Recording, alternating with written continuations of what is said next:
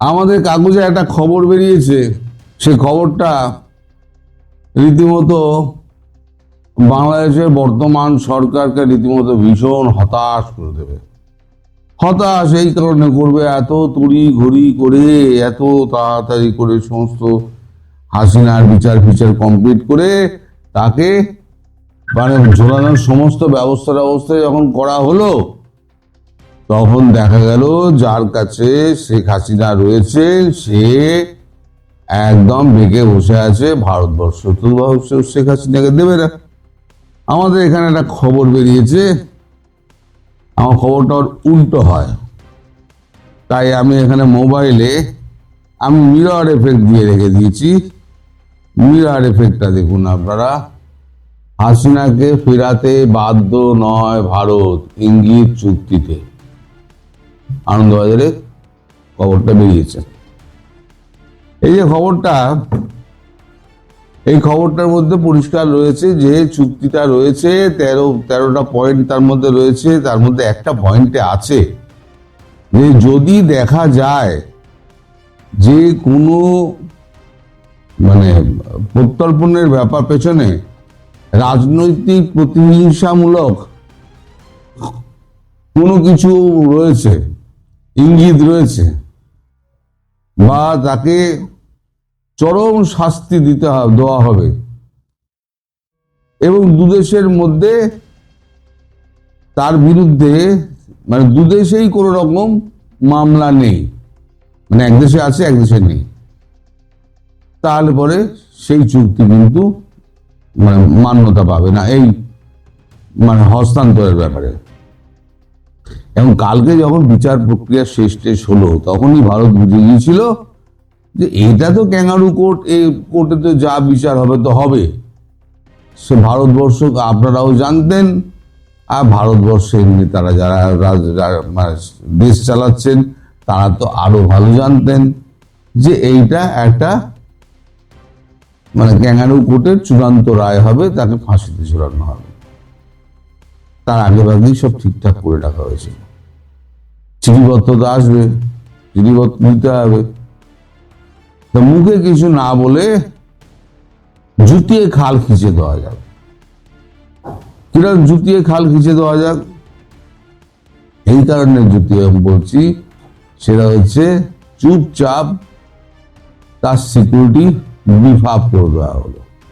তার মানে এখন থেকে শেখ হাসিনা যে নিরাপত্তা পাবেন সেই নিরাপত্তাটা হলো আমাদের প্রধানমন্ত্রী, স্বরাষ্ট্রমন্ত্রী, প্রতিরক্ষা মন্ত্রী, তারপর আমাদের বাণিজ্য মন্ত্রী, বিদেশ মন্ত্রী, এনএসএ অজিত দোভাল যে সমস্ত নিরাপত্তা পান সেই নিরাপত্তা Z++ সিকিউরিটি করে দেওয়া হলো। একজন আমার প্রশ্ন করেছেন, মানে বলেছেন শুদ্ধে দেওয়ার জন্য, না তাকে এসপিজি সুরক্ষা দেয়। আমি ভদ্রলোককে জানাই যে এসপিজি হচ্ছে স্পেশাল প্রোটেকশন গ্রুপ। এই এসপিজি এরা কিন্তু Z+ নিরাপত্তার মধ্যে এসপিজি Z+ নিরাপত্তা হচ্ছে, আপনাদের বোঝাই, সেটা হচ্ছে 4টে স্তরে ভাগ করা থাকে। যিনি আছেন ভিআইপি তাকে 4টে স্তরে নিরাপত্তার ঘেরাটোপে রাখা হয়। আমি একটা উদাহরণস্বরূপ বলছি, ধরে নরেন্দ্র মোদী এই জায়গা থেকে ওই জায়গায় যাবেন, এ থেকে বিতে যাবেন। নরেন্দ্র মোদী যখন যাবেন এ থেকে বিতে, তখন তার আগে তার নিরাপত্তার সমস্ত রাস্তাগুলো এসপিজি রেখে দেয়। এবং শুধু নিরাপত্তা নয়, তার যে একটা সেফ এক্সিট রুট, সেই রুটটা বাঁচা হয়। কাছাকাছি কোন হসপিটাল আছে সেই হসপিটাল দেখা হয়, কাছাকাছি কোথাও সেফ হাউস আছে সেটা দেখা হয়। দেখা হওয়ার পর সেই সমস্ত জায়গায় রাস্তাগুলো হয় কি সমস্ত লোকাল পুলিশ না রাজ্য পুলিশ যারা থাকে, রাজ্য পুলিশ দিয়ে পুরো পাকা করে রাখা হয়। এটা গেল প্রথম নিরাপত্তা বেরি। দ্বিতীয় নিরাপত্তা বেরি হচ্ছে আপনার এই যে সিআরপিএফ যারা আছে, পুরো রাস্তাটা যেটা আছে সেই রাস্তাটার মধ্যে কর্ডন করে সিআরপিএফ থাকে, সেন্ট্রাল রিজার্ভ পুলিশ ফোর্স থাকে। তারপরে দেখবেন 40টা গাড়ির একটা বহর যাচ্ছে, 40টা গাড়ির থাকে যারা থাকে। তারপরে থাকে এসপিজি, ওই গাড়ির দেখবেন পেছনে, যেটা ভিআইপি গাড়ির পেছনে দেখবেন একটা জ্যামার গাড়ি থাকে, জ্যামার গাড়ির পেছনে দেখবেন দুটো গাড়ি এরম ভাবে রয়েছে, এইখানে জ্যামার গাড়ি, এই দেখেন দুটো গাড়ি এই অ্যাকশন হয়ে যাচ্ছে। তাহলে ওরা হচ্ছে গিয়ে আমরা মানে এরপরে যারা প্রধানমন্ত্রীর গাড়ি থেকে নামেন এবং গাড়ির আগে পিছিয়ে থাকে দুটো গাড়ি, সেখানে দেখবেন কালো পোশাক পরা, হাতে একটা ব্যাগ নিয়ে তারা থাকে, তারা হচ্ছে গিয়ে স্পেশাল প্রোটেকশন গ্রুপ। এই স্পেশাল প্রোটেকশন গ্রুপ যারা থাকে কালো পোশাকের, কালো চশমা পরে, তাদের কাজ হচ্ছে গিয়ে শুধু অ্যাসেটকে রক্ষা করা। যে ভিআইপি আছে তার কাছে অ্যাসেট, সেই অ্যাসেটকে রক্ষা করা তার কাজ। সে অ্যাসেটকে নিয়ে কোনো রকমে কাছাকাছি কোনো একটা হসপিটাল বা সেফ হাউসে চলে যাবে।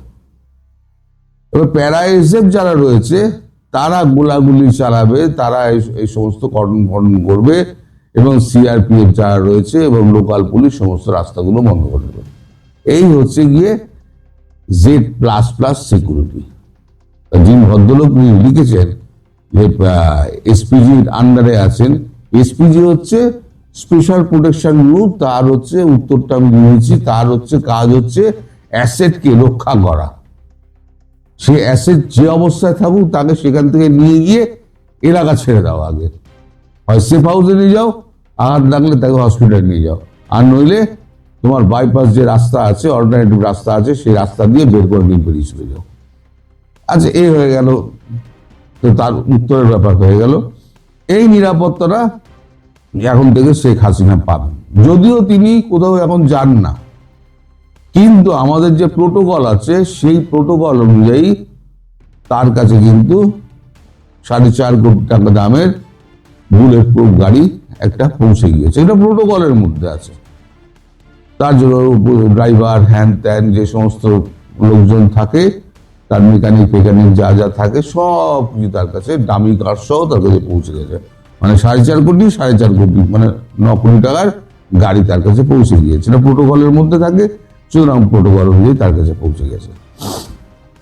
সেই যে মানুষটাকে এইভাবে রেখে দিয়েছে, আগে কি ছিল, আগে চারধারে একটা দেয়াল তোলা ছিল, এখন সেখানে 4টে পাহাড় লাগিয়ে দেওয়া হয়েছে। এখন নিয়ে যা, কার কোনো দম থাকলে নিয়ে যা। আর চিঠি পাঠাবি, আচ্ছা চিঠি, এবারে আপনাদের ব্যাপারটা দেখাই। চিঠি, এই চিঠি কিরাম পাঠিয়েছে আমি আপনাদেরকে আগে দেখাচ্ছি। আদিত্য রাজ কাউল তিনি একটা পোস্ট করেছেন, আমি পোস্টটা পড়ে শোনাচ্ছি আপনাদের। Bangladesh interim government asked Indian government to hand over former Prime Minister Sheikh Hasina to Dhaka as part of extradition treaty between India and Bangladesh. Hasina was earlier today given death sentence by ICT Tribunal Dhaka. Hasina was South refugee in India. আচ্ছা, এবার চিঠিটি কি পাঠিয়েছে? এই চিঠিটি পাঠিয়েছে হচ্ছে এইটা, আমরা দেখতে পাচ্ছেন কিনা জানি না, চিঠিটা হচ্ছে এইটা, হচ্ছে চিঠি, বাংলাদেশ সরকারের চিঠি। আচ্ছা, চিঠিতে পাঠাচ্ছে প্রেস বিজ্ঞপ্তি, আপনারা উল্টো দেখছেন আমি জানি, আমি পড়ে শুনিয়ে দিচ্ছি আপনাদের। দেশের প্রেস বিজ্ঞপ্তি, ঢাকা 17 নভেম্বর 2025। আন্তর্জাতিক অপরাধ ট্রাইব্যুনাল আজকের রায়ে পলাতক আসামি শেখ হাসিনা ও আসাদুজ্জামান হামাদ জুলাই হত্যাকাণ্ডের জন্য অপরাধী সাব্যস্ত হয়েছেন এবং দণ্ডপ্রাপ্ত হয়েছেন।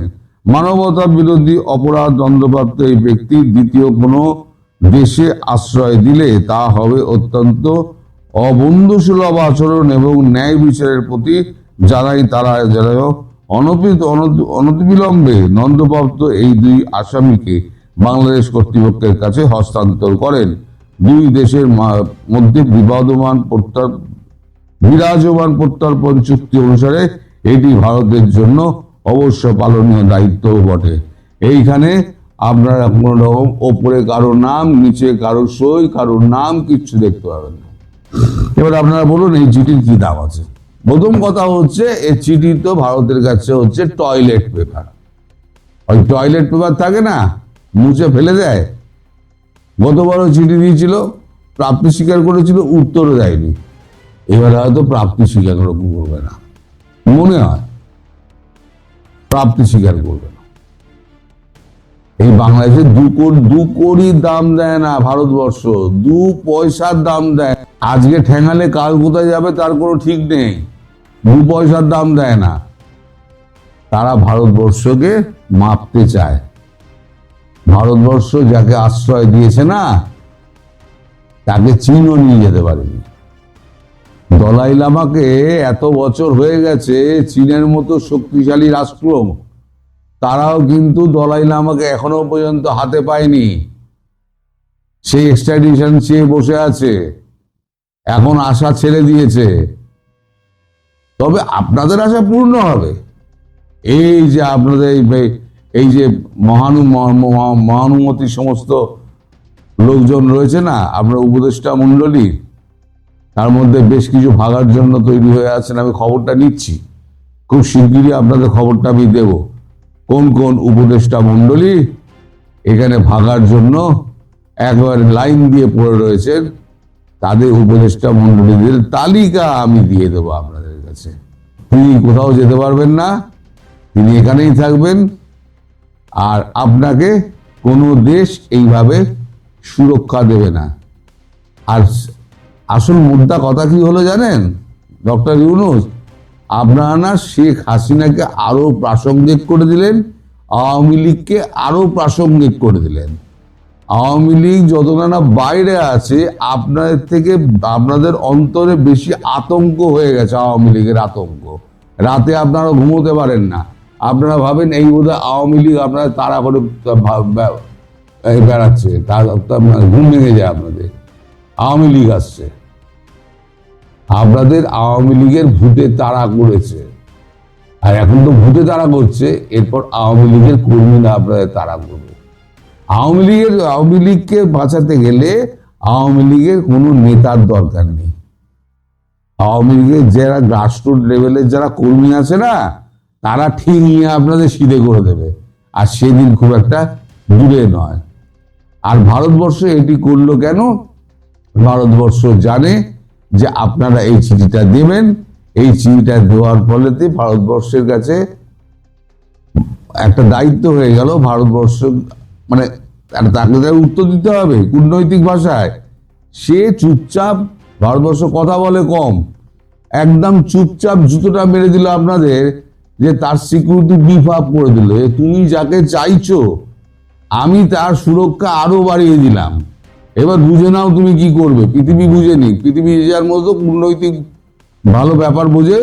ভারতের কূটনীতি হচ্ছে এরকম, মুখে কিছু বলবে না, কাজে করে দেখিয়ে দেবে।